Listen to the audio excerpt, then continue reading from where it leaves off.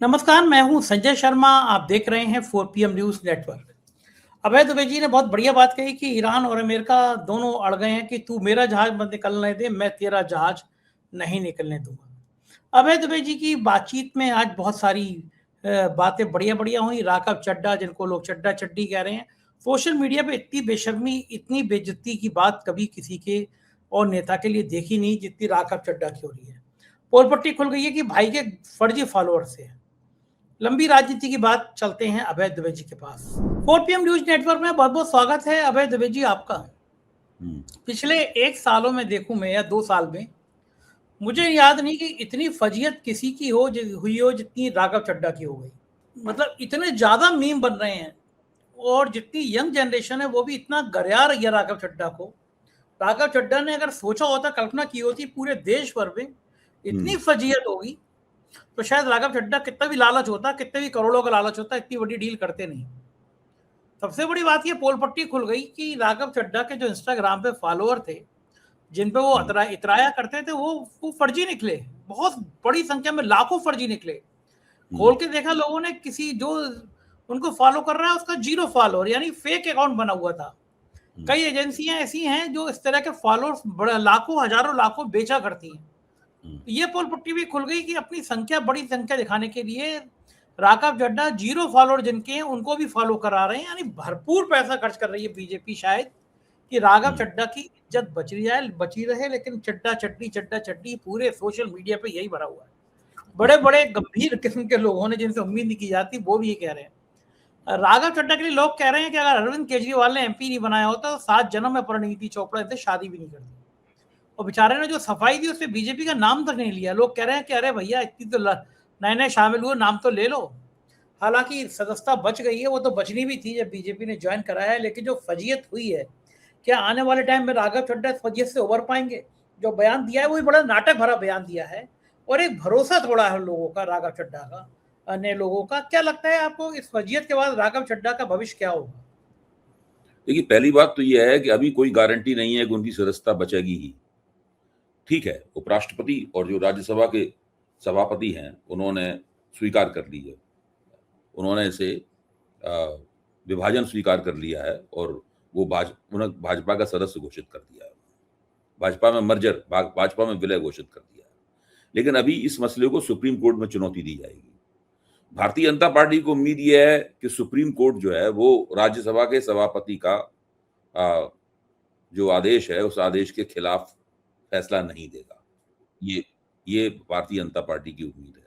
लेकिन जो लोग सुप्रीम कोर्ट में जाएंगे, वकील भी जाएंगे, उनके बड़े बड़े वकील लड़ेंगे ये बात, तो उससे देखा जाए कि सुप्रीम कोर्ट इस चीज की व्याख्या कैसे करता है और इससे भी एक नजीर कायम होगी और हमारा लोकतंत्र किस दिशा में जा रहा है, उसमें न्यायपालिका की भूमिका क्या है, सत्ताधारी दल की भूमिका क्या है, विपक्ष कैसे इस मसले से टकराएगा। ऐसा पहली बार नहीं हुआ है, ये 10वीं बार है, 9वीं बार है जब भारतीय जनता पार्टी ने किसी पार्टी के MP या MLA को तोड़कर अपनी राजनीतिक गोटी लाल की है।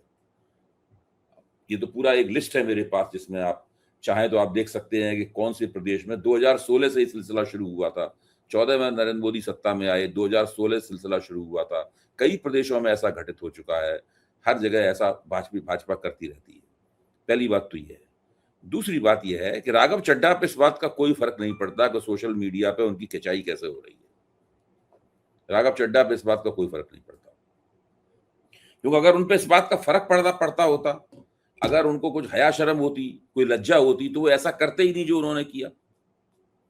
देखिए, आज उन्हीं 7 सांसदों में एक सांसद हैं साहनी का एक बड़ा इंटरव्यू आया है इंडियन एक्सप्रेस में, करीब 4 पेज से ज्यादा का इंटरव्यू है। तो उसमें उन्होंने बताया है कि दरअसल राघव चड्ढा और संदीप पाठक, इन 2 लोगों ने उन लोगों से संपर्क किया कि आप आम आदमी पार्टी छोड़ दीजिए। सबसे बाकी जो 5 हैं जो उनसे संपर्क उन्होंने किया कि आप आम आदमी पार्टी छोड़ दीजिए, और उनको आम आदमी पार्टी छोड़ने के लिए इन्हीं 2 ने मनाया। यानी भारतीय जनता पार्टी ने इन 2 का ही इस्तेमाल किया। इन दोनों का स्वार्थ ये था कि अगर अकेले छोड़ते हुए भाजपा में जाते तो सदस्यता चली जाती, इसलिए 7 को तोड़ना जरूरी था ताकि कानूनी रूप से बच सकें। फिर तो उपराष्ट्रपति महोदय भी जो राधाकृष्णन है वो भी नहीं इनके पक्ष में कोई फैसला दे पाते अगर ये 2 लोग केवल छोड़ के जाते। इसलिए इतने दिनों तक ये रुके रहे और उसके बाद में 3 लोग, स्वाति मालीवाल, संदीप पाठक और राघव चड्ढा, ये तीनों छोड़ने के लिए बिल्कुल तैयार बैठे हुए थे। बाकी जो 4 हरभजन सिंह हैं उनमें और 3 व्यापारी हैं, बाकी लोग जो हैं उनको उन्होंने बनाया इसके लिए कि आप 7 ताकि 7 की संख्या हो जाए। अच्छा, अब ये सब हो गया। अब प्रश्न ये है अब आगे क्या होगा? ये महत्वपूर्ण बात ये है। राघव चड्ढा का जो भी बदनामी होनी थी वो हो चुकी। कितने दिन चलेगी बदनामी? थोड़े दिनों बाद लोग घर आना बंद कर देंगे क्योंकि तब तक देर हो जाएगी, बहुत ज्यादा घटनाक्रम आगे बढ़ जाता है और ऐसे लोगों की चमड़ी थोड़ी मोटी होती है, उस पर असर नहीं होता, गालियों का और व्यंग्यों का और छीटाकशी का ये सब असर नहीं होता। अब इन लोगों का इस्तेमाल होगा भगवंत मान की सरकार तोड़ने में और भारतीय जनता पार्टी इस वक्त तो इस उम्मीद में है कि बंगाल में चुनाव जीत जाएगी। कोशिश तो वो कर रही है पूरी। बंगाल में चुनाव जीत जाएगी तो मोदी जी की टोपी में एक बहुत बड़ी कलगी लग जाएगी। अच्छा, ज्यादा संभावना ये भी है कि बंगाल में चुनाव न जीत पाए। ममता बनर्जी बहुत ताकतवर प्रतिद्वंदी है, आसानी से तो उनको हराना बहुत मुश्किल है। तो बंगाल में भाजपा अगर चुनाव नहीं जीत पाई और अगर उसके परिणाम ऐसे हुए जिसपे भाजपा ये ना कह सके कि हम इस पे इन परिणामों पर गर्व करते हैं, भले ही हम चुनाव, भाई पिछली बार तो उन्होंने कहा था 200 पार का नारा दिया था, 77 रह गए, तो तर्क ये था कि भाई हमने तो हमारे तो 77 हो गए, हमारे तो बढ़ गए, ये तर्क दिया गया था। अब वो तर्क नहीं चलेगा। अब तो या तो इन्हें बहुत अनूठा प्रदर्शन करना होगा भाजपा को, या तो चुनाव जीतना होगा या चुनाव जीतते जीतते रह जाना होगा। इसके बिना भारतीय जनता पार्टी की बेइज्जती होना तय है। नरेंद्र मोदी की और अमित शाह सबकी बेइज्जती होना तय है। या 15 साल की एंटी इनकम्बेंसी के बावजूद ममता बनर्जी को चुनाव में नहीं हरा सकते तो जरूर ही इन लोगों का कुछ ना कुछ तो खिल्ली उड़ेगी और इनकी जो ताकत, दावेदारी, जो डींगे हैं, इनमें लोगों का विश्वास हिलेगा। तो मुझे लगता है कि इन सब चीजों को पहले से अंदाजा लगा के इन लोगों ने भविष्य की एक घटना जो कि बंगाल की पराजय से लोगों का ध्यान हटा दे, उसकी तैयारी कर रखी है और वो है बंगाल में पंजाब में भगवंत मान की सरकार गिराना। इसकी तैयारी, और उसमें राघव चड्ढा और संदीप पाठक का जमकर इस्तेमाल होगा। क्यों इस्तेमाल होगा कि जब वहां टिकट बांट रही थी आम आदमी पार्टी तो इन्हीं दोनों के जरिए टिकट बांटा गया था। ये सारे एमएलए जितने विधायक हैं सबके संपर्क में हैं। जैसे कहा जाता है कि 92 टिकट तो संदीप पाठक ने ही अपने हाथ से बांटे थे, बाकी टिकट राघव चड्ढा ने बांटे। देखो यही दो लोग थे ना जो पूरा वहां कामकाज संभाल रहे थे। बाद में भगवंत मान की सरकार चलाने में भी इन लोगों को बैठाया गया वहां पर। राघव चड्ढा को सुपर सीएम बना के बैठाया गया, संदीप पाठक को भी एक दफ्तर दिया गया, वो भी राय मशवरा करते थे, अफसरशाही के साथ में रब्त जब्त रखते थे अपना, ये सब था। तो अब स्थिति यह है कि ये लोग इस वक्त, इनकी कोशिश ये है कि कम से कम 66 या 70 विधायकों से संपर्क करें और उनको तैयार करें फोड़ने के लिए कि एक मुश्त वो उससे अलग हो जाए पूरे के पूरे। देखिए भारतीय जनता पार्टी के पिटारे में बहुत तरह तरह की चालें होती हैं। ये एक ऐसा पिटारा है जिसमें जो तिकड़में और चालें हैं उसकी कोई सीमा नहीं है। रवनीत सिंह बिट्टू जो कि केंद्र में मंत्री हैं, उनको क्यों बनाया गया था केंद्रीय मंत्री? अचानक आप सोचिएगा भाई, कैसे अचानक पंजाब से एक एमपी को उठा के जो है वो उन्होंने केंद्र में मंत्री बना दिया भारतीय जनता पार्टी। क्यों बना दिया गया? और वो राहुल गांधी से उसकी दिन रात झपट होती रहती है। ये बंदा दरअसल भगवंत मान का करीबी है। भारतीय जनता पार्टी को उम्मीद है कि जब कभी मौका आएगा तो भगवंत मान से कोई चैनल खोल में रवनीत सिंह बिट्टू का इस्तेमाल किया जाए मध्यस्थता करने में। तो भाजपा ने तरह तरह की पेशबंदी कर रखी है, तरह तरह के मोहरे बैठा रखे हैं वहां पर। इसी तरह भाजपा पूरी कोशिश कर रही है, हम लोगों तक ये खबर नहीं आती है कि पंजाब का एक सिख जाट तो भाजपा को सख्त नापसंद करते हैं। भाजपा के पास कोई नेता वेता भी नहीं है सिख जाटों को अपनी ओर खींचने के लिए डंका। लेकिन भाजपा ये समझती है कि पंजाब का जो गरीब दलित सिख है, 33-34% आबादी है बहुत बड़ी, वो गरीब दलित सिख जो कि बहुत सारे डेरे हैं, उन डेरों के प्रभाव में रहता है। बड़े बड़े डेरे हैं। तो उनमें से अभी एक डेरे के जो गुरु थे उनको मोदी सरकार ने पद्मश्री दे दिया था। आमतौर पे ये राम रहीम की चर्चा होती रहती है, लेकिन राम रहीम तक ही नहीं है पंजाब में डेरों की राजनीति। पंजाब में डेरों की राजनीति बहुत बड़ी और बहुत जबरदस्त है। और मोदी जी भी गए थे उसके आश्रम में खुद भी। तो मोदी जी की कोशिश है कि हिंदू व्यापारी जो हैं, जो पारंपरिक रूप से भाजपा के समर्थक हैं, वहां पर जहां से भाजपा अकाली दल के साथ में जब गठजोड़ में होती थी तो कुछ सीटें जीतती थी उन लोगों के बीच में से। अभी तो केवल 2 सीटें जीती थी पिछले विधानसभा चुनाव में भाजपा ने। तो वो अब भाजपा चाहती है कि वो जो हिंदू व्यापारी हैं शहरी, उनके साथ में अगर दलित सिख जो हैं, दलित सिखों का एक हिस्सा जुड़ जाए तो भारतीय जनता पार्टी को पंजाब की राजनीति में अपना एक आधार मिल जाएगा।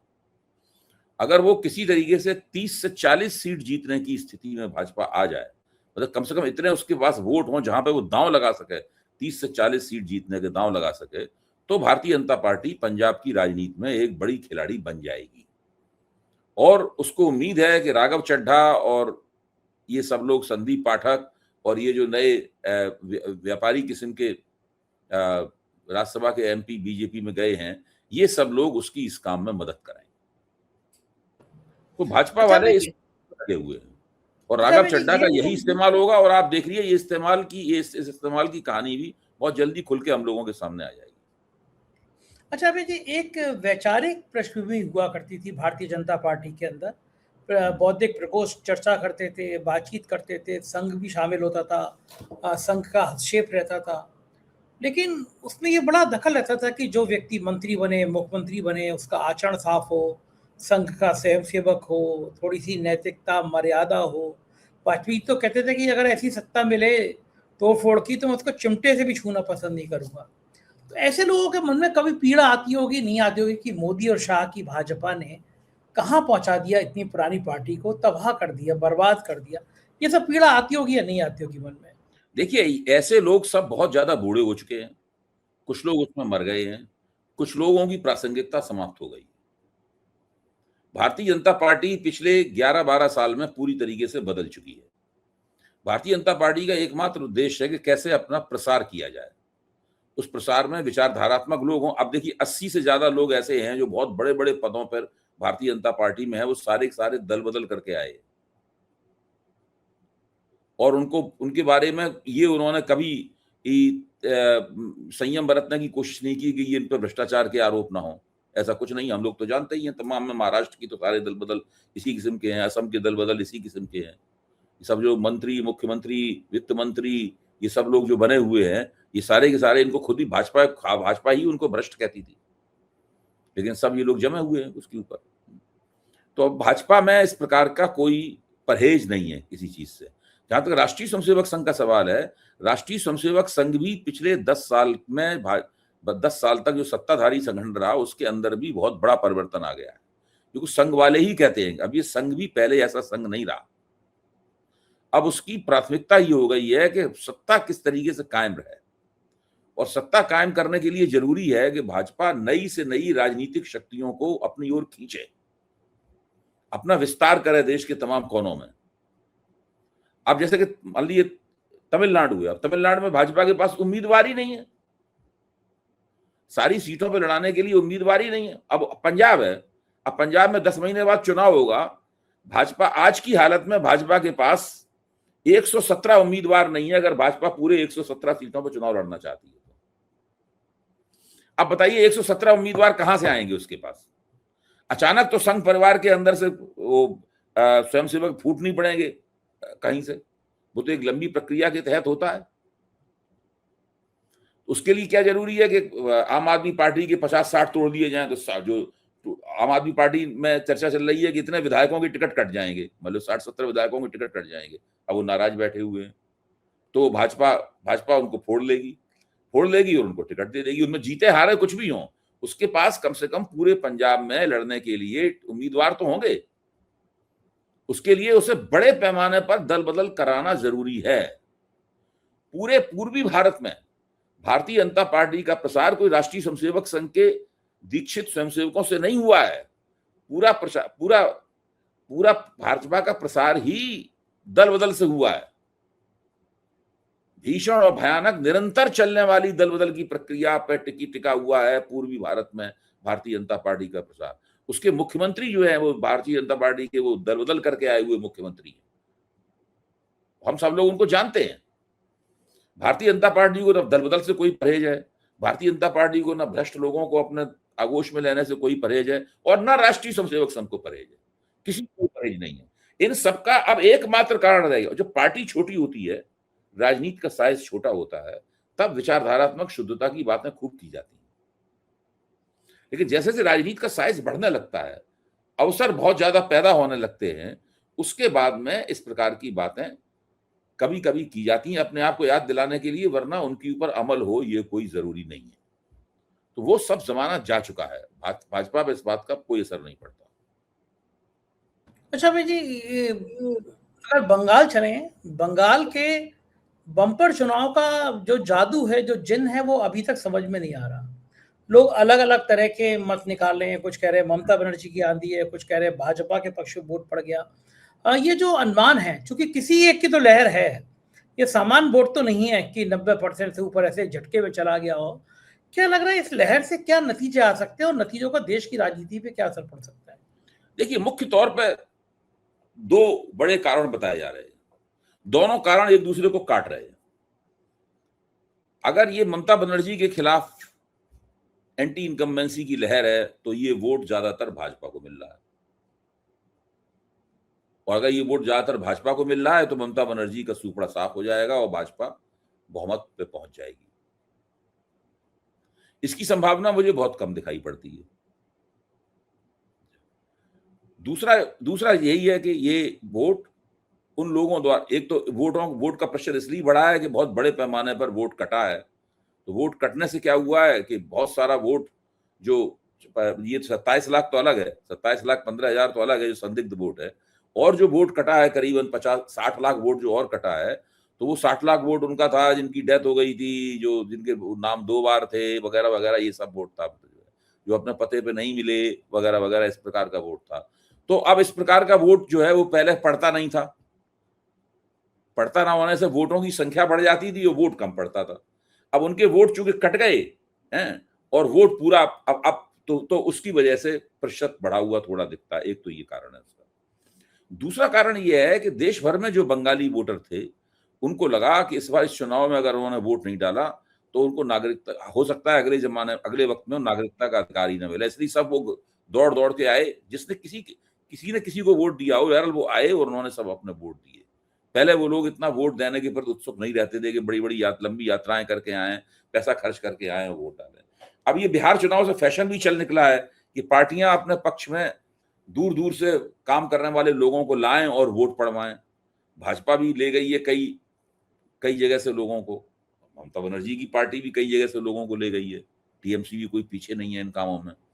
तो उनको खुद भी लोग गए हैं, पार्टियां भी लोगों को ले गई हैं, और उनके भी वोट पड़े हैं। अब सवाल यह है कि किसने वोट किसको दिया, ये एक सवाल है। ये तो 4 तारीख को इसका अंतिम जवाब मिलेगा। मेरी अपनी राय यह है कि ज्यादातर वोट जो है, बढ़ा हुआ वोट जो है, वो ममता बनर्जी के पाले में गया है। उसका कारण है, इसको मैं पहले भी कह चुका हूं 4 PM के मंच पे, और इसको फिर से कहना चाहता हूं। जिन जिन लोगों से मैं बात करता हूं, समझने की कोशिश करता हूं, वहां से मुझे यही छवि दिखाई पड़ती है। निश्चित रूप से एंटी इनकम्बेंसी का एक वोट है जो ममता बनर्जी से नाराज है, वो भाजपा को मिला होगा, इसमें कोई शक की बात नहीं। लेकिन उसका ज्यादा बड़ा हिस्सा SIR की वजह से जो वोट कटा है, जिन जिन लोगों के वोट कटे हैं, जिस परिवार से वोट कटे हैं 1 या 2, मैं मानता हूं कि उस परिवार के अन्य वोटर जो हैं वो भाजपा को वोट नहीं देंगे। वो वोटर जो हैं वो मानते हैं कि भाजपा की वजह से उनका वोट कटा है, उनके परिवार के किसी व्यक्ति का वोट कटा है। आप सोचिए, अगर पति का वोट कट गया तो पत्नी किसको वोट देगी, या पत्नी का वोट कट गया है तो पति किसको वोट देगा, लड़के का वोट कट गया है तो बाप किसको वोट देगा। मैं एक मोटे तौर पे बता रहा हूं, जैसे हमारे परिवार में अगर किसी का वोट कट गया और हमें पता है कि हमारे इलाके के एमएलए की वजह से वोट कटा है, तो हम लोग तो उस एमएलए को दोबारा वोट देंगे नहीं। वोट कटना जो है वो एक खतरनाक संकेत है। वोट कटना केवल ये नहीं है कि हम इस बार वोट नहीं दे पाएंगे, उसके दूरगामी प्रभाव होते हैं। सब लोग जानते हैं कि अभी जनगणना होगी, जनगणना करने वाला कर्मचारी आपके पास आएगा, आपका नाम पूछेगा, आपकी बल्दियत पूछेगा, आपके पते की पुष्टि करेगा, आपकी इनकम का पता लगाएगा, आपकी जाति पूछेगा, सब पूछेगा ना आने वाला। साथ में फिर जब वो पूछेगा कि भाई आपका वोटर आई कार्ड कहाँ है, नहीं है, क्या आप वोटर हैं कि नहीं साहब, वोटर तो हम नहीं है, हमारा तो वोट अभी पता ही नहीं है कि हम वोटर हैं कि नहीं है, या हमारा तो कट गया वोटर। तो वो तो एक तरह से संदिग्ध नागरिक हो गया। हाँ, सही बात है। उसको तो बहुत तरह के आप फायदे जो मिलने वाले हैं सरकार से, वो फायदे उसको नहीं मिलेंगे। तो वो एक दूरगामी मसला है जो लोगों को बहुत खास तौर से उन लोगों को जो सरकारी तरह तरह के वजीफों पे और सहायता जो योजनाएं हैं, उन योजनाओं से मिलने वाली छोटी छोटी रकमों पर सोचते हैं सरकारी फायदे मिल जाएंगे, कुछ मिल जाएगा, कोई रियायत मिल जाएगी घर बनाने में, शौचालय बनाने में, किसी में भी, वो सब चीजों से वंचित हो जाएंगे वो लोग। ठीक बात है, असर पड़ेगा। छोटा बड़ा कोई कर्ज नहीं मिलेगा किसी तरह का, वो सब वंचित। तो इसलिए बहुत इस बात को लेकर बहुत लोगों में बेचैनी है। और अगर किसी का वोट कहीं से कट रहा है तो उसके परिवार के लोग, उसके दोस्त, उसके साथी इस बात को लेकर निश्चित खुश तो हो ही नहीं सकते। भाई ये तो असंभव है कि खुश होगा अच्छा हुआ वोट कट गया, ऐसा तो ना है, नाराज तो होंगे ही। तो नाराजगी हो सकता है, उस नाराजगी के बावजूद कुछ लोग भाजपा को वोट देते हैं, लेकिन आमतौर पर उस नाराजगी से भाजपा एंटी इनकम्बेंसी के जितने वोट प्राप्त कर सकती थी वो नहीं प्राप्त कर पाएगी, मेरा ये कहना है। ये चीज एसआईआर ममता बनर्जी की तरफ जा रही है। इसीलिए मैंने आपके मंच पर कहा भी था कि एसआईआर दोधारी तलवार है। उसका एक धार जो है उसकी वो ममता बनर्जी को काट रही है, एक धार भाजपा को काट रही है। बिल्कुल ठीक है। आखिरी सवाल, ईरान और चचा ट्रंप के बीच जो चल रहा है उस पर आपकी क्या मानना है? भाई ट्रंप को लगता है कि उन्होंने एक मास्टर स्ट्रोक तो मार दिया है। वो ये है कि एक तरफ से तो उसने होर्मुज बंद कर रखा है ईरान ने, तो जहां से ट्रंप के तेल भरे हुए जहाज निकलते थे वहां पर नाकेबंदी कर दी अमेरिकी जहाजों ने जाकर। वो नाकेबंदी लगातार जारी है। ईरान अगर दूसरों के जहाज नहीं निकलने दे रहा है तो ट्रंप ईरान के जहाज नहीं निकलने दे रहा है। उससे क्या हो रहा है कि भाई जो ट्रंप का जो ईरान का तेल जाता था, रूस जाता था, दूसरी जगहों पर जाता था, वो नहीं जा पा रहा। अब मिलियन और लाखों लाख बैरल तेल जो है वो समुद्र में लदा खड़ा हुआ है। जब तक वो तेल नहीं बिकेगा, जाएगा नहीं, नया तेल कैसे जाएगा? और तेल रोज निकल रहा है। अब तेल रोज निकल रहा है तो उसका भंडारण भी करना होता है।